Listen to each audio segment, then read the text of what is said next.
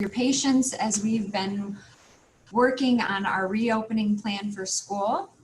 If you'd like to ask a question, please enter your question in the bottom right-hand corner of your screen. Once that question has been captured, you may get a message that says that it's been dismissed. Please know that it has not been dismissed, and that we'll be answering them throughout the presentation. So for the next hour, we're going to spend some time going through our procedures for reopening. And I'll take breaks in between each section, and Carrie Alsasser, our Assistant Superintendent for Elementary Education, will be helping me with the questions. Let's get started.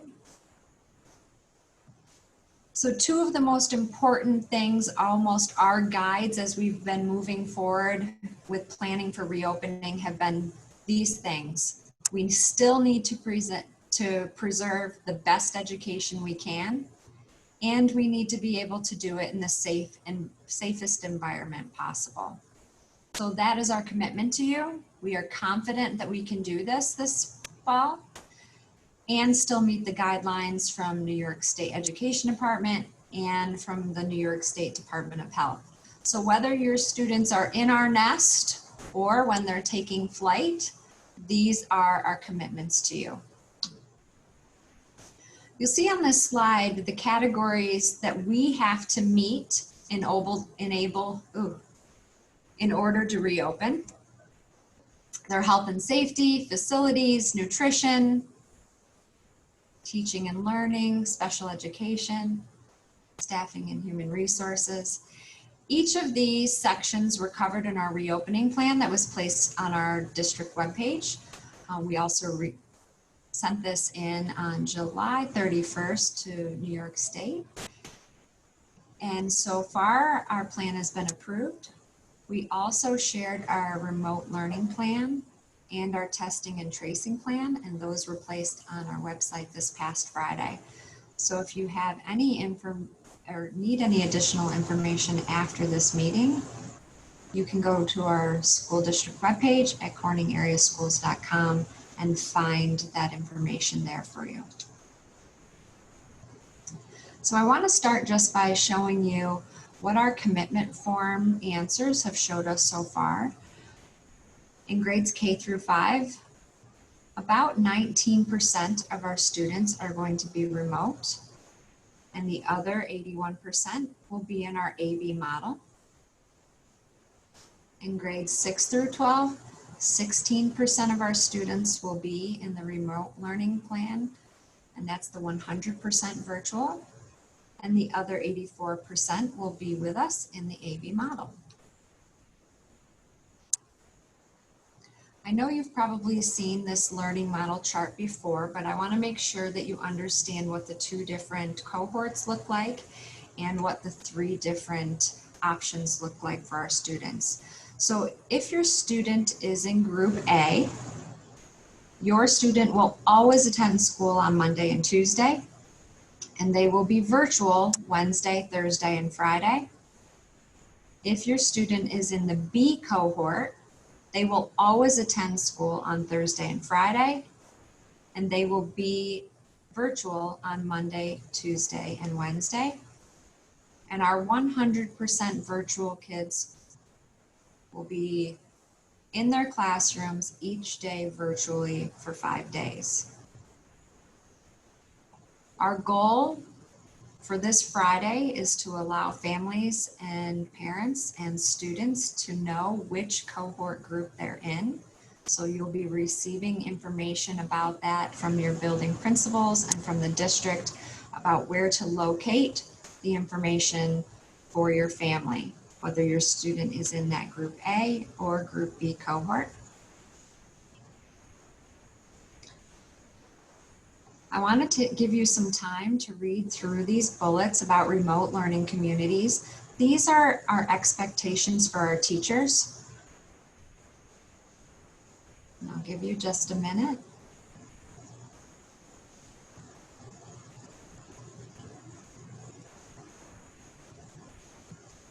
Our teachers will be providing two-way, real-time, live instruction every day. They're using the same curriculum, whether your students are in person or remote. Our grading systems will be consistent in both environments. And we want you to know that all of our supports, such as academic intervention services, special education services, ELL services, and counseling, will be provided remotely and during in-person opportunities. So what do we need from our students?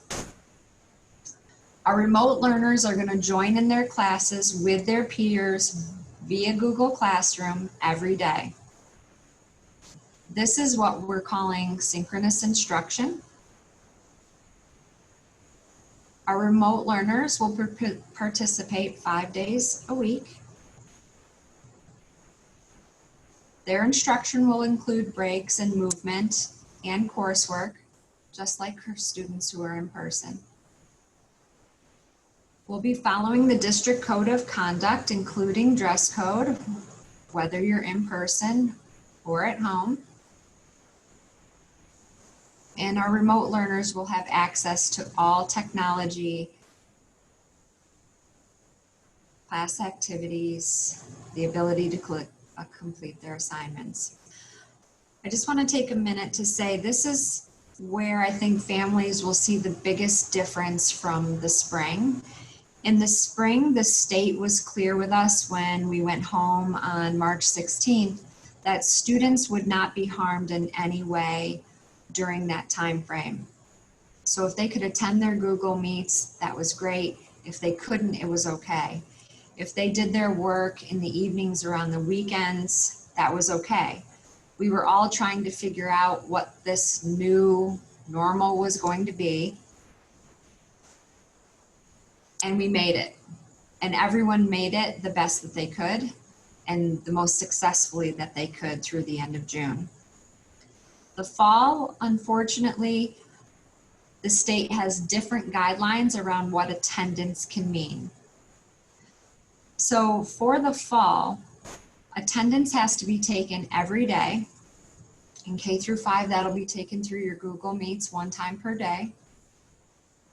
And in grades 6 through 12, it'll be taken by class period.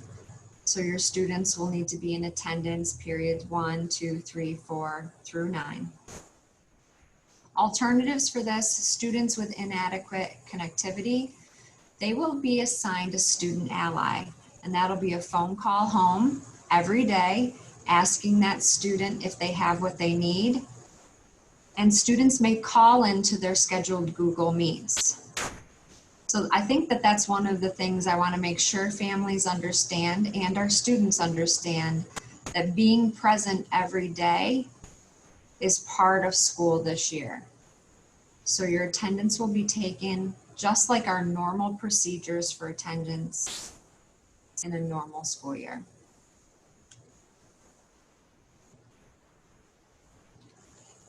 Carrie, before we go into teaching and learning, are there any questions that we should cover now, or will we get to them in the next couple sections? I think most of them we'll get to in the next couple sections. Okay, thank you. All right, we're going to start with teaching and learning in grades K through 5. Many of the questions that we've received as a group is, what is elementary education going to look like? How much time is my student going to be sitting in front of a screen? So our teams here have worked really hard at making sure we have an accurate picture for you this afternoon, and I'm going to share those now. We also want to make sure that families know we are not expecting any of our students to be in front of a screen from 8 to 3. So I'm going to share these so you can look at your specific child's grade level.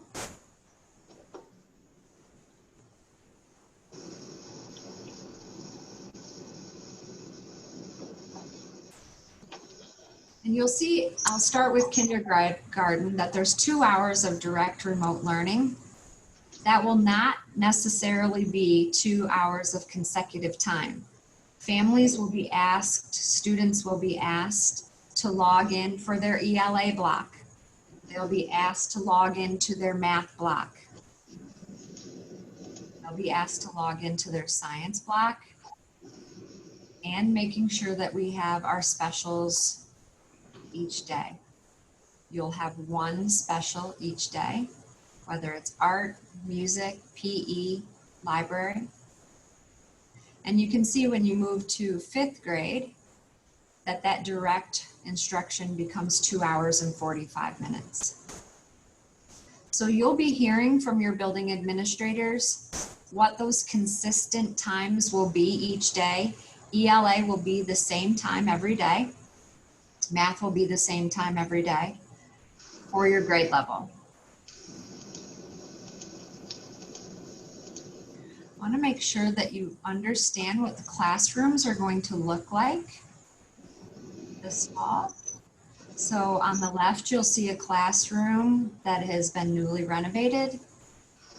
And on the right, a classroom that's socially distanced, hasn't been renovated yet. That's what 6 feet of distance looks like from front to back and side to side around our students. What does Wednesday look like for K to 5? All of our students will be remote on Wednesday. At the middle or at the elementary level, most of the instruction will happen in the morning. And this gives some opportunity for some different combinations of things to happen.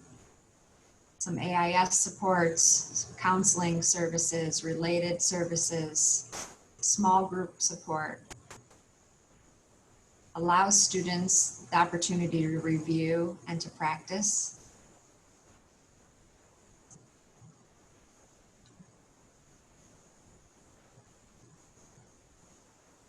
We have around 900 students that qualify for special education services in our district. We want you to know that whether they're in the hybrid learning model or the remote learning model, that those services will still take place.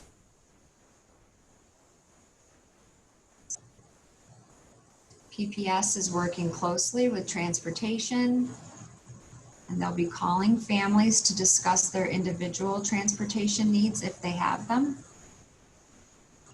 Some of the services may look differently than they did in the past, but we will still make sure that your students get them.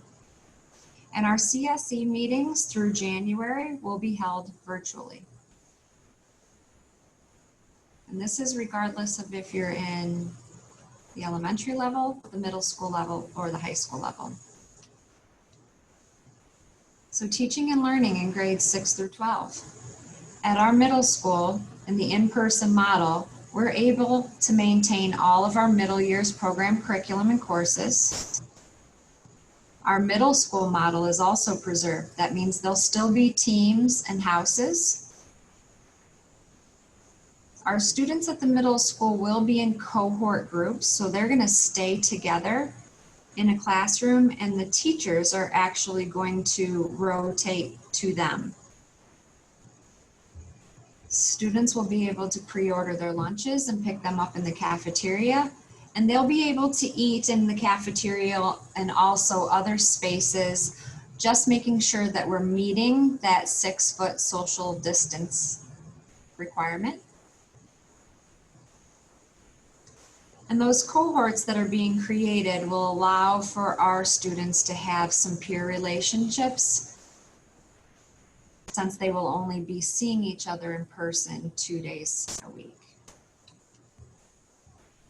At the middle school, you'll see on the left-hand side what the room will look like in a room that hasn't been renovated. And then on the right-hand side, one that has. And again, we just want you to know what the rooms are looking like when your students will walk in on the first day of school. So what will this look like for our middle school remote learning communities? Participation virtually will happen with their peers. So if they are home or in class, they will be together in that classroom. Learning supports and connections with teachers are still going to be maintained through Google Meets, and email and phone.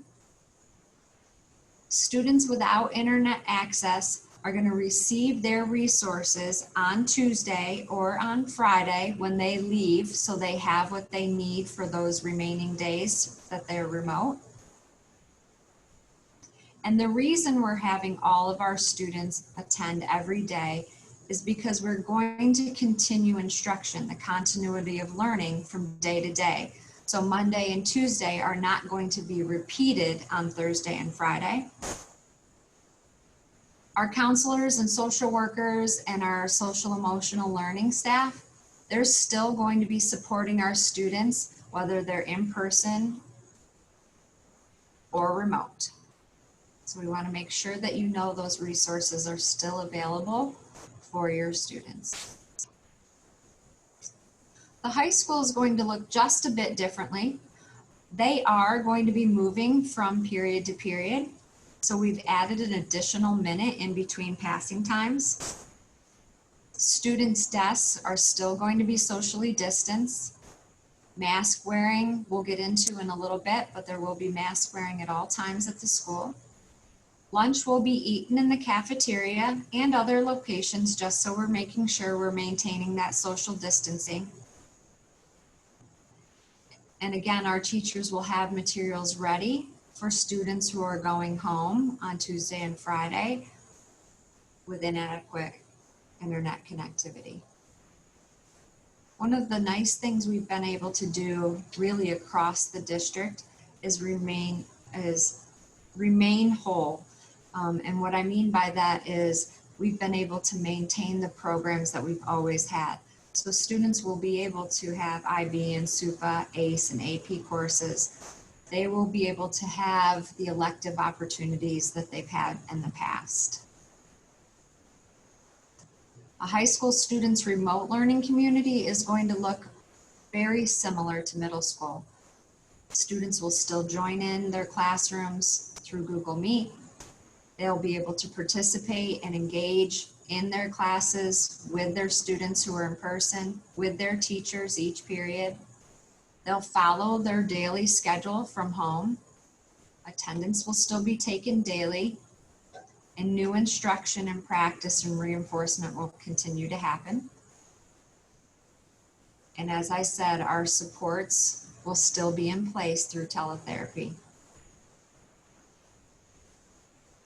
I'll give you just a little bit different view of the high school classrooms here. You'll see on the left-hand side, that's how classrooms were set up prior to March 13th.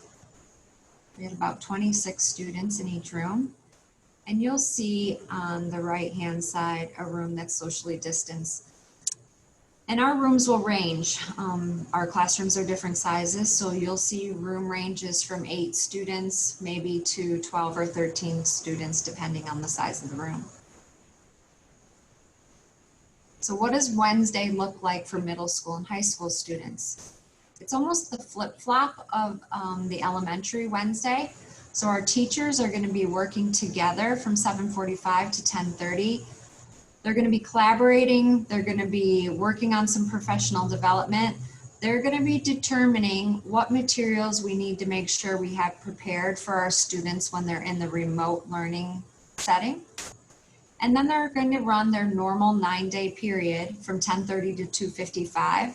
The classes will just be a little shorter at 25 minutes each.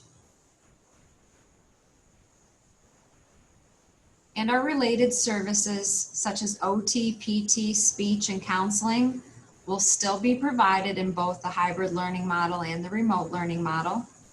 We're still going to use Google Meet platform for teletherapy, and you'll see a combination for your students of push in and or pull out services. So Carrie, let's stop there and answer some of the questions that are coming in. Sure. If a student goes home with symptoms, can they quarantine for 14 days instead of the 3 requirements? So I think if we could hold on that one until we get to the health and safety portion, we can talk through the screening procedures then. Okay. When children are assigned their in-school days, will parents be able to ask to switch if the other days work best for their family schedule? So one of the things we have to do this weekend is make sure on Friday when we send these out that we have enough space for our students in transportation. So what our Director of Transportation and his team have been doing over the past few weeks since our commitment form closed is making sure that each student that needs transportation has a seat on the bus. And that really is the driver, one of the drivers behind what day your child was placed in the A or B cohort. The second driver for determining A or B cohort is how many seats we have in a classroom. So once the transportation needs were met, then we started playing with how many students are there in each classroom left, and we determined those students who would be transported by families or would be walking, then we were able to schedule those. So we will try to meet parent requests, but it will be based on if there's a seat available for them, either on the bus or in the classroom. Okay. Will students be moving between classes or will teachers be moving to them? In grades K through 8, teachers will be moving to them or they will be with them. In grades 9 through 12, students will be moving to their classrooms. In grades K through 8, a lot of the content that they're receiving, the instruction that we're receiving is the same. When you get to the high school level, you start to pick classes that are for you, classes that you're interested in, pathways that you're interested in. So students cannot necessarily move in a cohort. Everything is very individualized per student at the high school level. I can share the related arts for elementary. Students will go to the related arts classrooms at the elementary level. Do parents need to provide school supplies like notebooks, pens, pencils, etc. for in-person days? If so, when will the supply list be shared? Carrie, do you want to talk about that a little bit? One of our goals 2 years ago was to really reduce the amount of school supplies parents need to supply. And we kept moving forward with that. And each year over the last couple of years have increased the amount of district provided supplies there are. So the supply list for our kids this year is very, very minimal. And we kept it to a backpack, an art shirt, those types of things, pens, pencils, notebooks, those type of things will be provided by the school district. Thank you. Okay, will teachers also be remote on Wednesday or will they be in the classroom? Teachers will be in their classrooms. We've set up teacher stations in each room so that when a student is at home, the view of their classroom will include the front half of their room. So teachers will have their smart boards or their TVs. They'll have their whiteboards to use.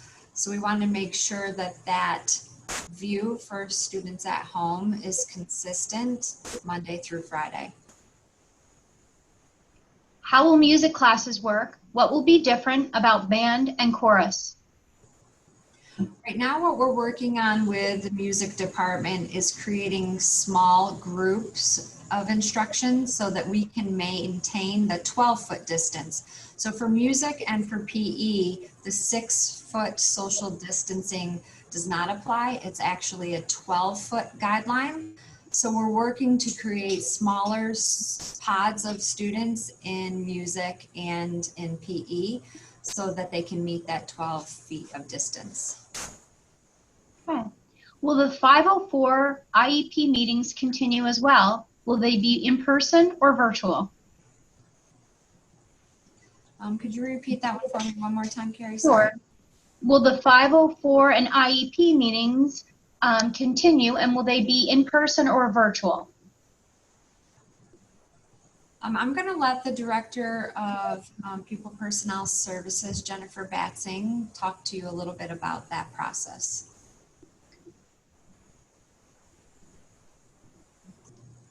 Carrie, can you please repeat that question? Sure. 504 and IEP meetings, will they continue, and will they be in person or virtual? Right. So CSE meetings will be virtual, and 504 meetings, which are facilitated by building principals, will also be scheduled virtually. Okay, thank you, Jen.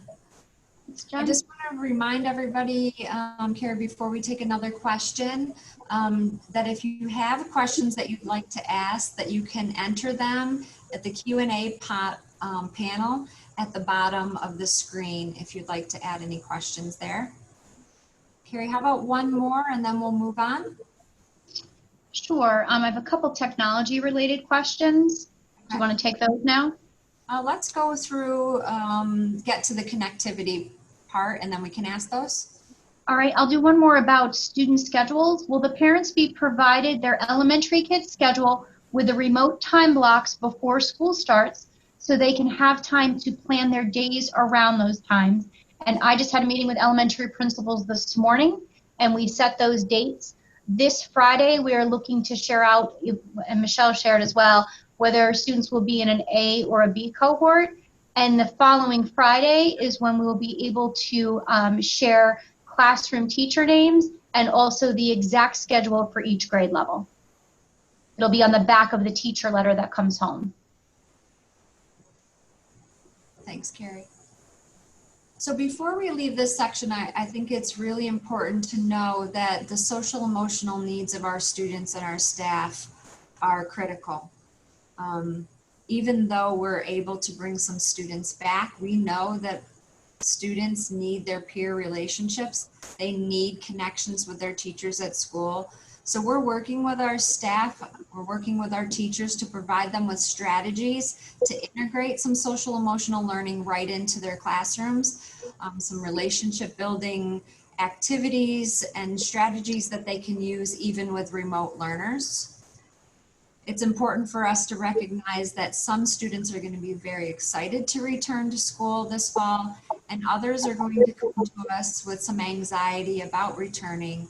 So we want to make sure that we can balance both of those sides of returning and make sure that we're prepared. Our school counselors, school social workers, and other support staff have really continued to meet with students throughout the year, throughout the summer. They've provided some connections for those students with them to stay connected, but also some activities. And if you go to the specific building web pages, you can find some of that information as well. So we're going to continue to look out not only for the educational needs of our students, but also and their social emotional wellness. So let's talk about technology and connectivity. Your commitment forms helped us determine where the needs are in terms of technology and internet connectivity. So you'll see here grades K through 5. The red is no service, the purple is cell service only, the yellow is weak service, and then the green is good service. So you can look at your particular building. And then in grades 6 through 12, you can see the high school and the high school learning center and the middle school.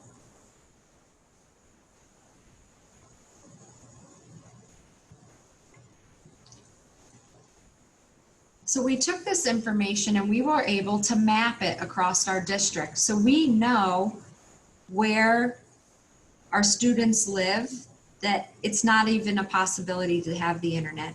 We now know the areas in which there's no subscriptions, or that they have cell phone only, or that there's a weak connection.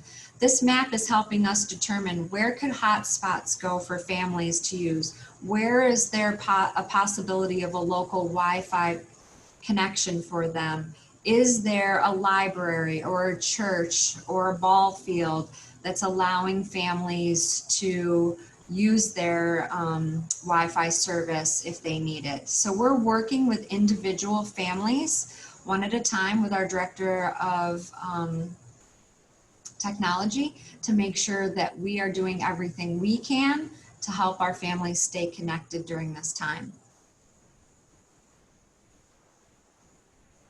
So how are we addressing the equity in internet reliability? Some of the things I just mentioned, we're looking at hotspots for families. We're looking for locations and for volunteers for public Wi-Fi. We're allowing staff to give students flash drives and allowing them and showing them how to upload materials before students leave on Tuesdays and Fridays. There will be some paper-based materials, but it will not look like it did in the spring with packets of hundreds of pages sent home each week. We're really trying to do everything we can to keep our students connected, so our one-to-one devices can be used with any family member, any student from home.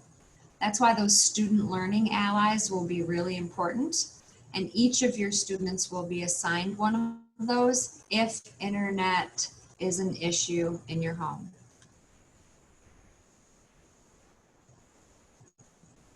So we're going to move into nutrition.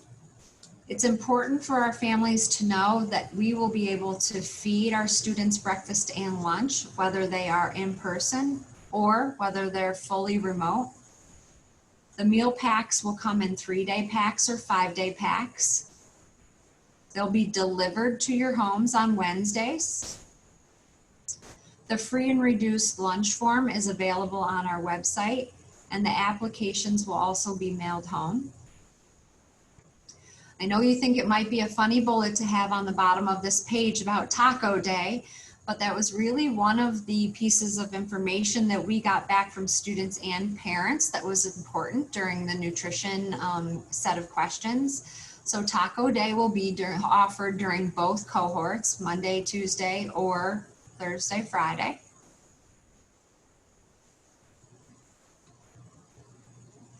I'm going to get back to transportation a little bit. As I mentioned, the cohort groups will be announced on Friday. And what our transportation team had to do was literally take each person who would be riding a bus and hand schedule them into a similar picture that you're seeing on the right-hand side of the screen. This is why it was so important for you to put in a pickup and drop off location on our commitment form. In the past, we've been able to accommodate students that have to go to different locations at the end of every day. So it's important for you to understand why this guideline specifically doesn't allow us to continue to do that. So if I was riding a bus, say bus 200 in the morning, and I'm assigned to seat 2A, and in the afternoon, I want to go somewhere else, then that seat remains empty and there's no student to ride in it. And the bus that I want to get on, that 2A seat is already assigned to someone else. So there's not the opportunity for me to be able to get on that bus. I know that our Director of Transportation and his team are going to do everything they can to help families get where they need to be at the end and the beginning of each day. But those are limitations for us based on the guidelines from State Education Department and the Department of Health. So Carrie, before I go into health and safety, anything about transportation or connectivity? Sure. I'm going to go through some of the tech questions. My daughter is entering 6th grade. Will a laptop be provided? And if so, when can we pick them up? Great. So we are a one-to-one district, so every student will be given a device to take home. Many of our students kept their devices from the spring, but we will make sure that we have a device for them. Each building is going to have its own pickup dates, and you'll be hearing from your principals when those are. Since this example used a 6th grade student, I want to make sure that all of you know that there will be a 6th grade and a 9th grade only day. Those two groups will have their own day in the school prior to everyone starting, and that date is September 9th. And you'll be hearing from the middle school and from the high school more details around that 6th and 9th grade day. Okay, more tech. What happens if and when there are computer issues with the district provided Chromebook? We'll be sharing an web address with you so that you, and it's actually an email address that you'll be able to send questions to get support. And there'll also be a drop-off location for those devices that do need to be fixed. And you'll get a loaner computer during that time to take home. Okay, a question about computers having anti-blue light screen protectors to protect children's eyes. And I just heard back from our tech director, there is a setting on a Chromebook that allows users to filter the blue light, and we will share information on how to make those adjustments. Ooh, I would not have known the answer to that one. That was a new one, so that's how I got the answer from Jerry. Will the high school have a 9th grade only faculty day? You did share that. See, and also 6th grade, that one was shared. Sorry about that. Let's see. How will art projects be graded if we are doing 100% virtual? So similar to the spring, materials will be available for our students, even if they're in art, and art teachers will work with them on the grading processes, similar to what they did in the spring, but they've refined it a little bit, and they will share that out on their opening days of class. Question about extracurricular activities. Will high school students be allowed to stay after school, either in the library or attending after-school on-site sports and activities? So we can talk about extracurriculars now. We actually have an extracurricular committee that's in place. We have to maintain the guidelines for extracurriculars provided to us by the state. So right now, those are the 6-foot social distancing guidelines and mask wearing. So our intramural activities, things like that, right now, they cannot take place. But if you were potentially having a book club where there were 6 or 8 kids in the book club, that type of activity still would be able to happen in the fall. So that committee is working to determine what activities we can offer our students. Right now, we don't have a list generated yet of what those are, but we will be putting those out this fall. We just need to make sure that those guidelines can be met, and that after school, we're also continuing to allow our custodial staff to clean. Okay, a technology question. How has the district worked with Spectrum or other broadband providers to boost internet access? We actually are working with a lot of organizations outside of the school district for not just internet access, but also to create some learning communities. All of that is being driven by our community partners. So a lot of our interaction with them is providing them information about what we need. Right now, Spectrum, I know families are reaching out to them. I know businesses are reaching out to them. So we really are partners in their discussions, but we are not driving the conversations. Okay, this is a transportation question relative to seating. Will a bus seat be assigned to my child, and will he sit in that seat each day or for each ride? It is my understanding that that is how it is happening. I know in certain families, if you have 2 of your students riding, 2 of your children riding the bus, they may be put in the same seat. That is the only way that more than one person could be in a seat at this point. Okay, teaching and learning question. If a student is 100% virtual, are they allowed to meet with a teacher if the teacher is willing? Meet with the teacher in person, do you think? Is that what the question's asking, maybe? Or I'm not one-to-one really sure. virtual? Yes, in person if the teacher is willing. And I know Google Meet is a huge part of their daily interaction. I'm not sure about this part. So if you're 100% virtual, you would meet with your teachers through Google Meet. And teachers will have some time where they're able to do that and have some flexibility with that.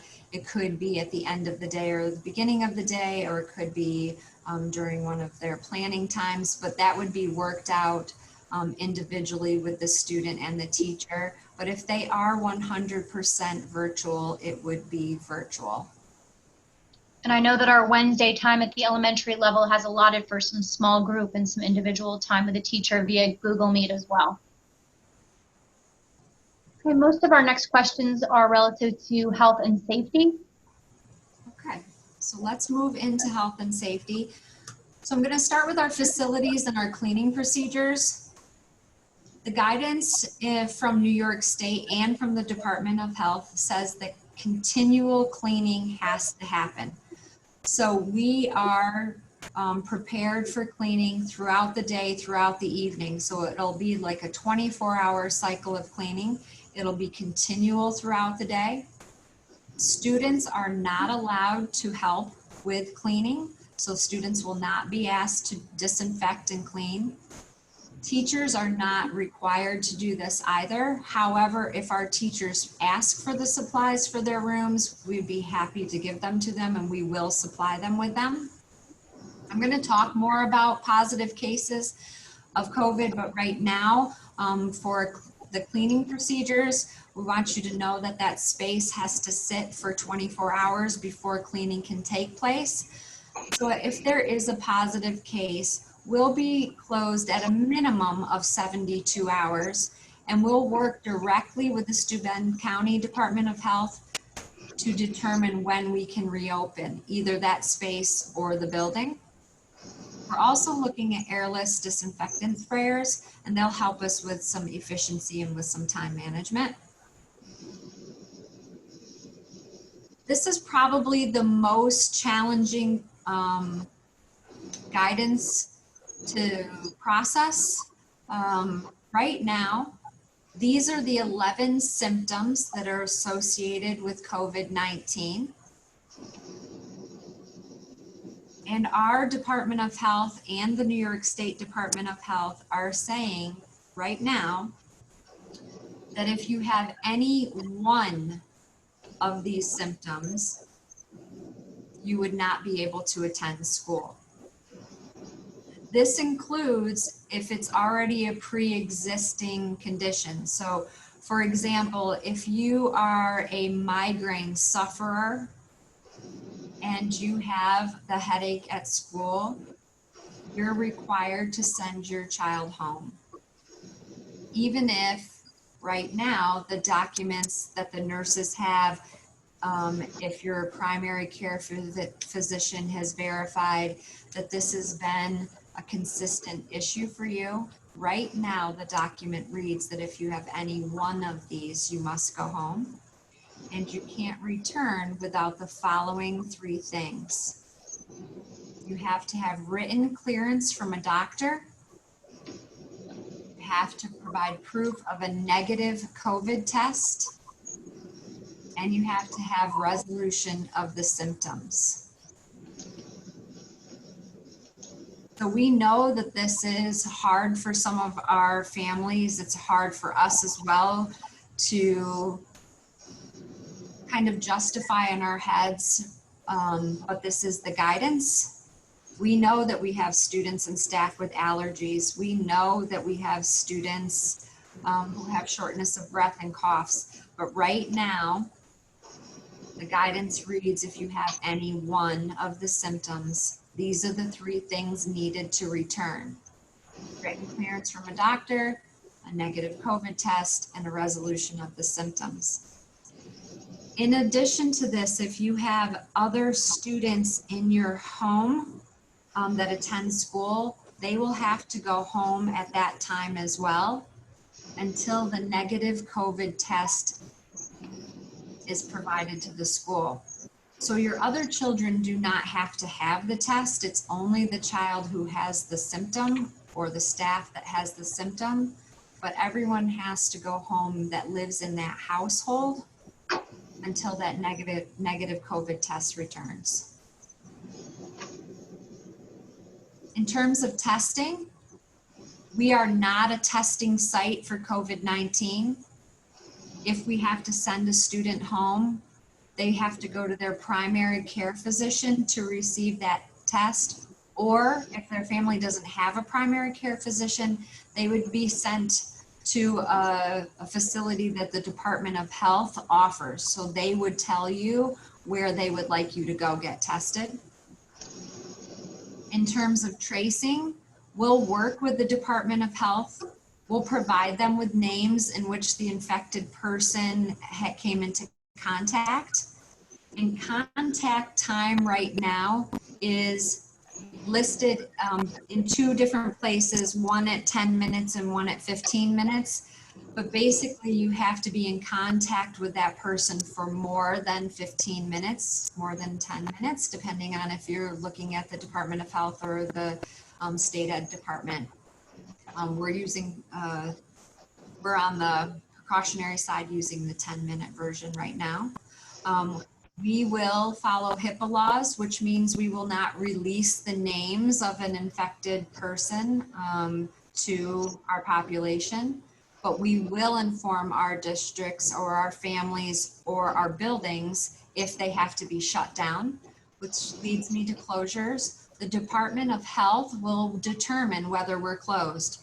They'll determine what our closure time is, and they will let us know when we can reopen. So Carrie, this might be, let me go one more slide.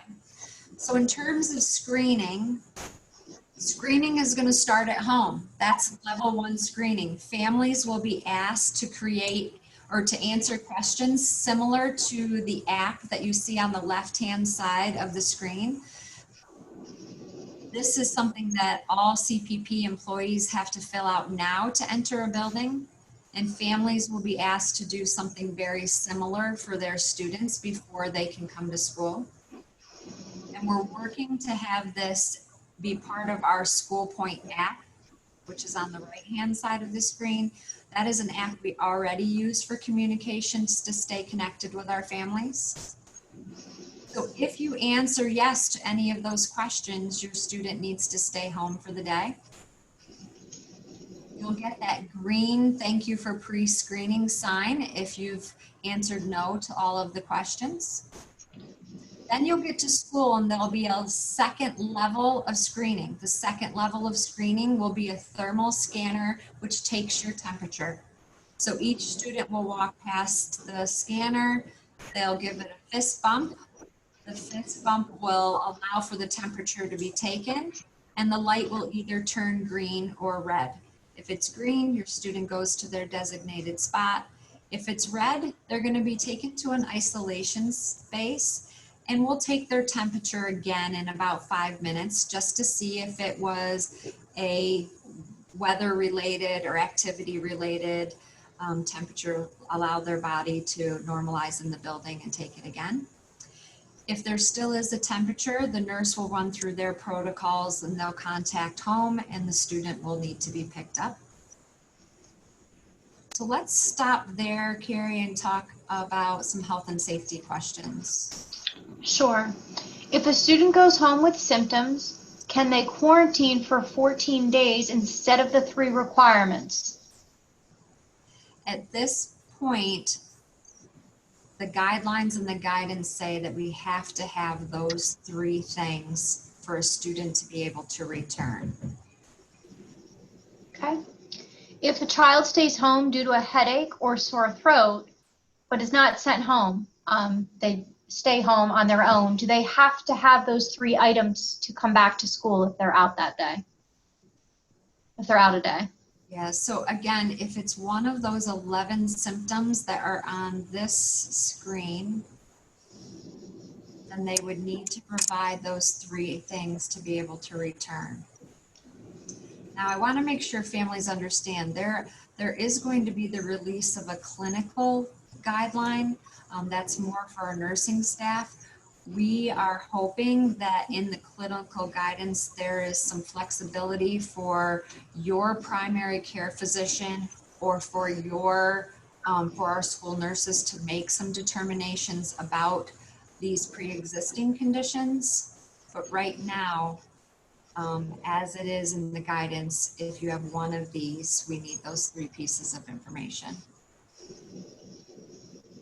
Okay, I know some of these questions we were just ironing out as this morning. Will kids in chorus and PE be required to wear masks? So the 12-foot distancing comes into place for chorus and for PE. So if we can maintain the 12-foot distance and the student is involved in direct instruction, then they'll be able to take their masks off. So maybe, Carrie, I'll go through this next slide. Sure. So for face masks must be worn on the bus at all times. There's no exception to wearing a mask on a bus. Face masks must be worn in our buildings as well. There are really only 2 times throughout the day that a student would be able to remove their mask in our buildings, and that's during lunch, after they're seated, and during direct instruction.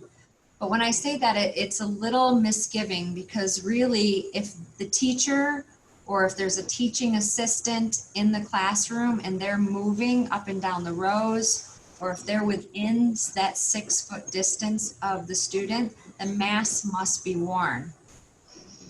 The only time they could be taken off is if the teacher was staying in the front of the room and if the students were completely seated for direct instruction with no other adult or student movement in the room. Right now, what's acceptable for a face mask, this is taken from the language out of the document. A face mask could be cloth-based, it could be homemade, it can be sewn, it can be quick cut, it can be a bandana, it can be a gaiter or a surgical mask, but it needs to cover the mouth and the nose. For medical exemptions, if your family or your student is looking for a medical exemption to wear a mask, you have to have your primary care physician put that in writing, and then our district physician and our head nurse need to also be in agreement with the note. So there will be very, very few exemptions to mask wearing. Let's go back to those questions, Carrie. Sure.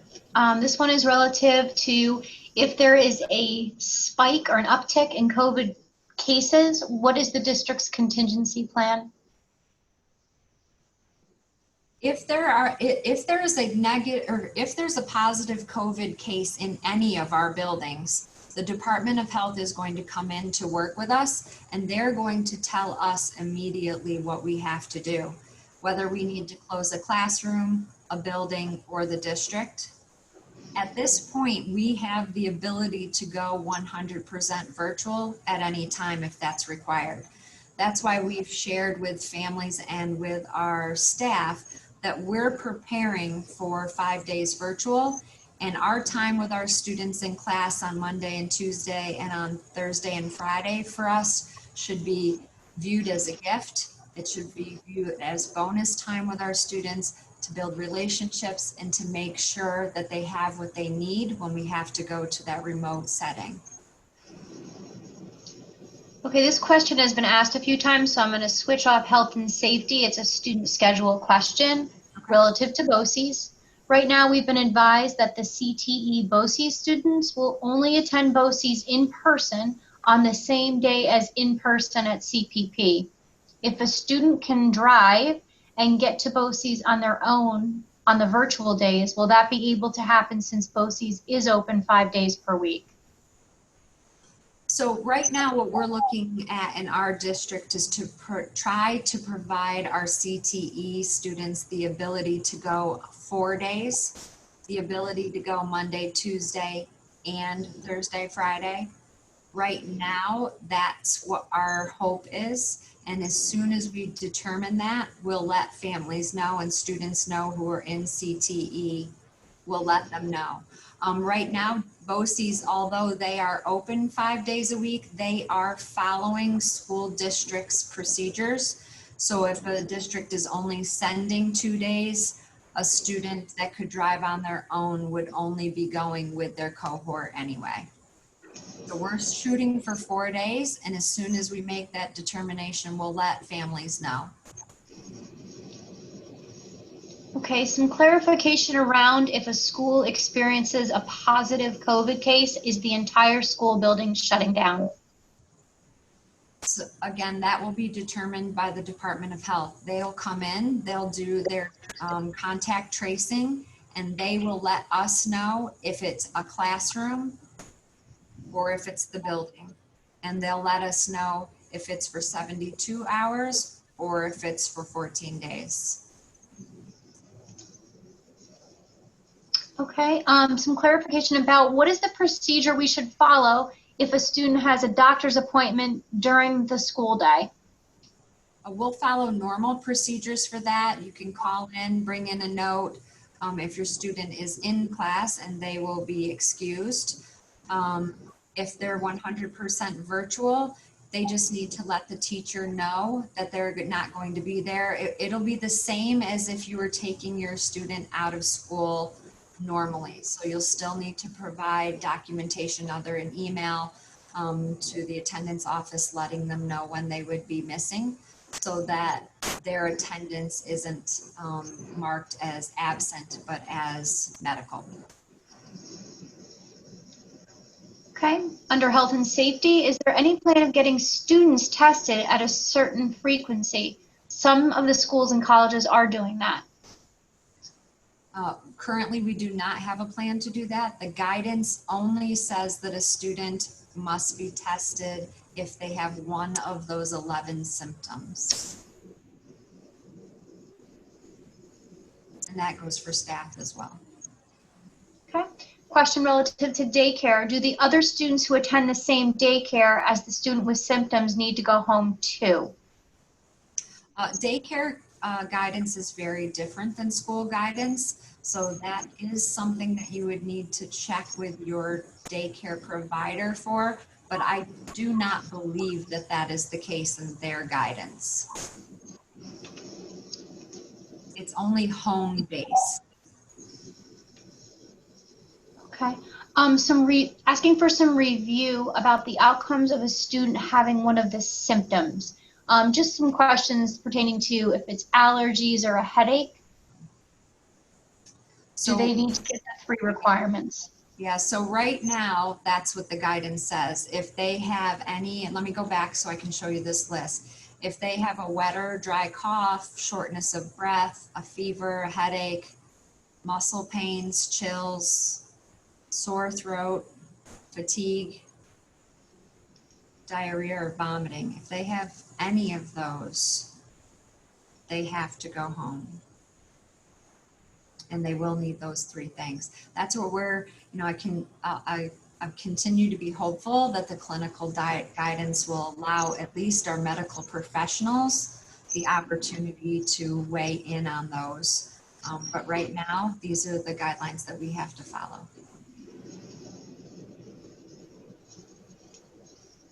Okay.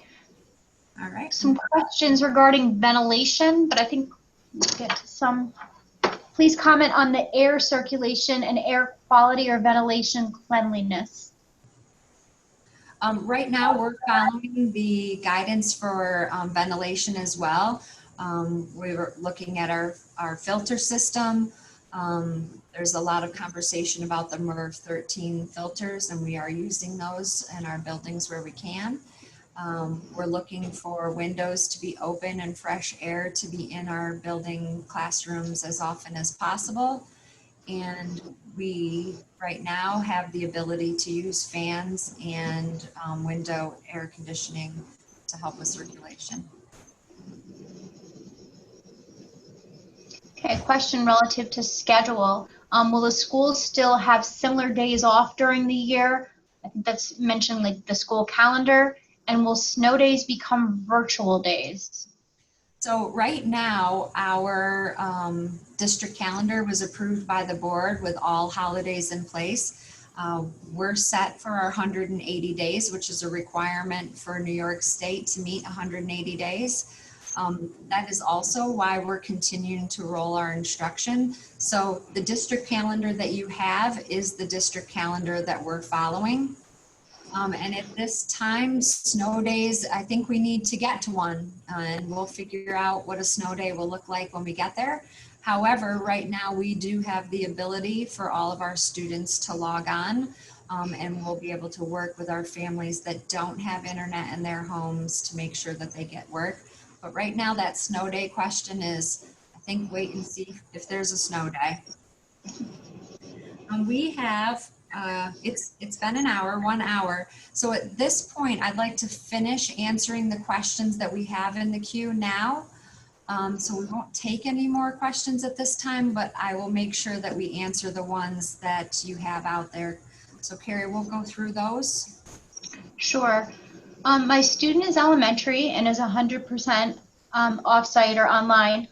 Why does the district asking us to fill out a COVID-19 symptom form every day? People at home will not have to fill out that form. Only those in the AV model. Got it. There is a difference between having a temperature and having a fever.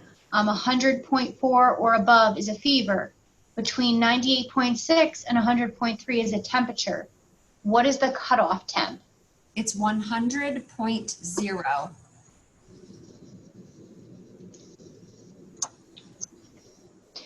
Some question about COVID testing. Who will pay for the COVID tests? Just some concern that some children have these symptoms each day, like they have a lot of these symptoms every day. Yes, I actually completely agree with you. I do know that if you have one of the symptoms right now, you have to go see your primary care physician, and it will be based on your health care options, what the cost is. Fortunately, we have no say over that, nor the ability to not follow the guidelines. We have to follow the guidelines.